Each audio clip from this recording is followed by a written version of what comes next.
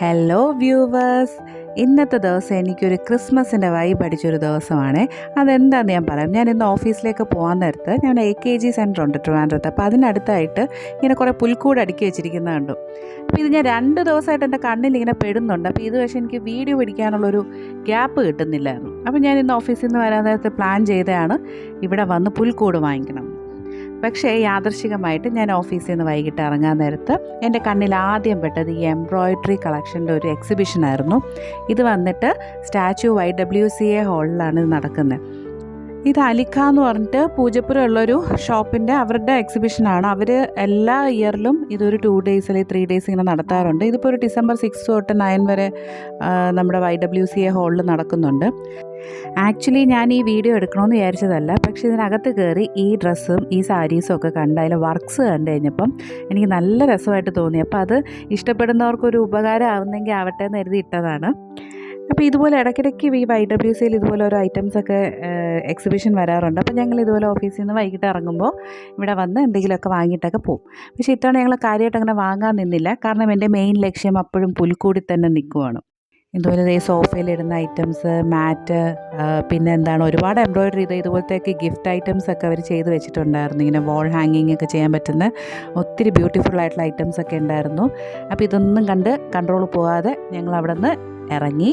അപ്പോൾ അതൊക്കെ കഴിഞ്ഞിട്ട് ഞാൻ വീണ്ടും എൻ്റെ യാത്ര തുടങ്ങി. തൊട്ടടുത്തുള്ള ബേക്കറിയിൽ കയറി, ശ്രീനന്ദാസിൽ കയറി. അവിടെ നിന്ന് കുറച്ച് ബേക്കറി ഐറ്റംസ് ഒക്കെ എടുത്തു. ഈ ശ്രീനന്ദാസ് ഷോപ്പ് ഞാൻ നിങ്ങൾക്ക് പരിചയപ്പെടുത്തിയിട്ടുണ്ടായിരുന്നു ഇതിന് മുമ്പ് ഒരു വീഡിയോയിൽ. അപ്പോൾ അതൊക്കെ കഴിഞ്ഞിട്ട് ഞങ്ങളുടെ പാർക്കിങ്ങിൽ പോയി വണ്ടി എടുത്തു. വീണ്ടും എൻ്റെ ലക്ഷ്യത്തിലേക്ക്, പുൽക്കൂട് എന്ന ആ ഒരു യാഥാർത്ഥ്യത്തിലേക്ക് ഞാൻ അങ്ങനെ പോകുക.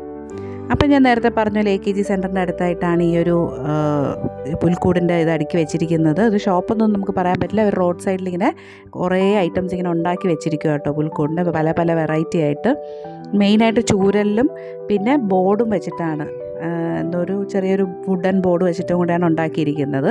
അപ്പോൾ ഇതിൻ്റെ റേറ്റൊക്കെ ഞാൻ ഇവിടുത്തെ ചേട്ടനോട് ചോദിച്ചു. അപ്പോൾ അതിൽ സ്റ്റാർട്ടിങ് ഒക്കെ 1000 ആണ് വരുന്നത്. ഈ ചൂരലിലൊന്നും ഉണ്ടാകുന്നത് ഒരു 10 വർഷത്തേക്കൊന്നും സംഭവിക്കില്ല എന്നാണ് പുള്ളി പറഞ്ഞത്.